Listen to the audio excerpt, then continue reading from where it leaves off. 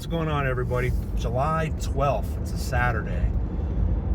Kind of excited. It's been freaking hot last few months. Today's no different. I don't think it's been under 100 for the high in a few months. And many nights it barely gets down to 90 or 89 degrees. It's pretty miserable. Anyway, heading to the gym. I've been adding weekends to the gym to work on some core movements. I think that's going to help a lot of my weak spot on deadlifts, but it's good overall in life to have a strong core. It's definitely not the weakest part of my body, so that's what I'm doubling up on. What I found is, even though I add core at the end of leg days on Wednesdays, and I thrash them pretty hard, they rebound pretty quick. Like, I don't think I need as much recovery time as I do for other things. So this will be the third weekend in a row I go in, and I mean, it's an easy day because I'm just doing core, I'm not doing anything else. But today's an open house in my gym, so I'm curious how busy it's going to be. So it's free if anybody wants to go check it out, to work out all day for whatever hours are open today. I think they have a little bit altered hours, but from 12 to 4, they got a lot of different things going on, some events, like a power lift challenge, where you add up your bench, your squat, and your deadlift. I guess the first 5 people that hit over 1,000 pounds get a t-shirt. There's like a Air Force or militaries that are doing the dead hang for time, and Tucson cold plunge allegedly has a cold plunge that they're going to set up there. And I got my trunks in the back just in case I decide to do it. I've been going to the Tucson cold plunge, our actual location. I've done it 2 weeks now. First week I did the 46-degree tub and it barely got 55 seconds. I thought in my head it was almost a minute, but it was brutal. And then I went back this last Monday and did it again, but I did the 56-degree one and got 3 minutes and 20 seconds. So working my way up. Found out something interesting. I had switched over to some creatine gummies a few months ago. Instead of using the dry powder, scoop and mix it up in some water. I mean, it's not difficult. It is a little extra time consuming, and you kind of gotta chug it right there, otherwise it settles again because it's not something that dissolves super easy. So in other words, it's not a really big issue, but it's so much easier to pop in some gummies. So I did a little bit of research when I looked on Amazon, and then I see yesterday there was this YouTube video that's kind of going around some of the fitness circles on YouTube specifically. I'll link it at the bottom in case anybody wants to check it out. It's actually really interesting. A lot of the gummy manufacturers are bogus. Like, not even just off, they're straight out lies. And what I've come to realize is, even though I haven't missed a day of taking my gummies, I'm talking about these things right here, I haven't missed a single day in a few months, but in reality, the day I switched over to gummies is the day I stopped taking creatine.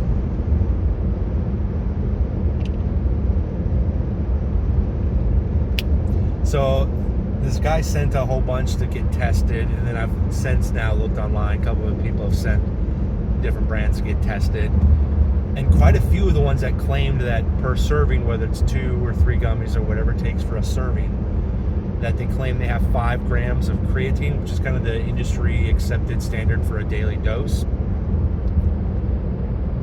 Most of them don't have any, or just trace amounts. So these ones I got some of the blue raspberry and then the strawberry. This is the Happium with 4 M's. Probably won't worry about that too much while I'm driving, but bought a few bottles of those. I did some research online. Turns out each serving has 0.005 grams of creatine. My creatine gummies don't have creatine in them. Trace amounts. It's like an accident, like somebody accidentally spilled a scoop for like 10,000 gummies. So for me to get 5 grams of creatine with the gummies that I bought, I would need to take 2,000 gummies a day. 2,000. If you're preloading and doing the recommended loading phase that they say, which you should try to do like 20 grams, you're talking like 10,000 gummies a day. Yeah, it's a little off. It's pretty eye-opening, honestly. So I'm really disappointed about that. So these are going straight to the trash, that's for sure. I did keep my my creatine powder that I still have, which is, there's no fillers or additives, it's just bland and not flavored, so it works just fine. So as of yesterday, technically, I'm back on those. But that's something interesting. So check out that video. I actually saw it on Mitchell Hooper did a review of this guy's video, and that sent me to his video, and checked it out from there. So yeah, that's awesome. Deadlifts are going good. I'll probably put up a video on my YouTube. I have it up on my Instagram, a few different lifts. Could hit 315, but that's getting really close, in my opinion. But I did 275 like 5 or 6 times. At the end of the session, I was strictly this last Wednesday, I was strictly working on form, technique, and more technically my cues, mental and physical cues, to make sure I'm set up in position, got my hands on the bar where I want them, long arms, engage the lats, kind of have my chest out, which that's not as important, but that's a cue for me to make sure my back is tense in the right position. How to lift through the pole, when to hinge, just all these mental cues that I want it to be like clockwork. I don't want to have to think about it. I want to do it enough, and once a month deadlifting is not going to get me there. So that's what I did, and I ended up going heavy even though I wasn't planning on it. I found a couple of interesting things. I do like deadlifting without my shoes now.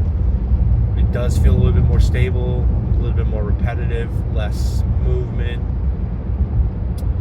So I'm going to try that a little bit more often. I'm trying to not use straps until I get either fatigued or I'm going for max, because I'm really trying to work my grip strength and kind of, I wouldn't call straps cheating because you're still lifting the weight, but I want to be able to build up the grip strength, and that's going to cheat me from those, gains in grip strength if I use straps on lower weights like 225 or whatever. So I tried a couple different variations of different things. On video I can see them when I critique myself really closely, but they all kind of look like the same. Notice a couple things that I can work on to make my setup easier. A couple things like I'm not rolling the bar anymore. I just, if I take all that time to get set up in a certain position for the deadlift, and I kind of roll it out, roll it back, I've wasted all that setup, to make sure I'm in the right spot. It's over my, not over my toes, it's over like where my laces would be. Just, all those things kind of get thrown out the window when I do that. So for right now, I'm not going to do that. Trying different grips. Started trying to hook grip, that ain't working. Tried the overhand, suicide, whatever grip. That feels the most comfortable, but definitely the least amount of grip. And so just the regular natural grip is what I'm working on. And I'm not supinating, I'm not doing the alternate one. I just, call me silly for being worried about it, but I don't want to tear a bicep. And although it's extremely rare even in that setup, I'm not even going to chance it. Last thing's Bitcoin. I mean, I've been talking here for like 7 or 8 minutes, and I haven't even mentioned the fact that we have an all-time high yet again. So it got up to like 118 and change, I think. Had a couple days where it popped 2 or 3% and just keeps on climbing. Pretty much expected. Nothing of real substantial note to mention other than a lot more treasury companies, ones that are putting Bitcoin on their balance sheet instead of cash, and pure Bitcoin treasury plays, which they're literally just finding ways to get debt and then buying as much Bitcoin as they can. Pretty interesting stuff going on. Last thing I've been digging into a lot lately is some of the updates on AI. So I have Grok, and Grok 4 just came out. It's interesting for more kind of deeper analytical things. I still kind of like the speed and simplicity of Grok 3, so I kind of bounce back and forth. I also have subscription to ChatGPT. I have found ChatGPT to be better on a couple things, but overall I like Grok a lot more. Call it 80-20, 80% of the time I prefer Grok, and then 20% of the time specifically with more along the lines of image generation. when I'm trying to prompt it to do something, it'll actually pay attention to my prompts, whereas Grok takes a lot of liberties. The pictures are pretty awesome, but it doesn't do what I want it to do every time. So enough of that. I'm gonna go grab a bite to eat and then head to the gym. So yeah, let's go get this lift, huh? See you guys.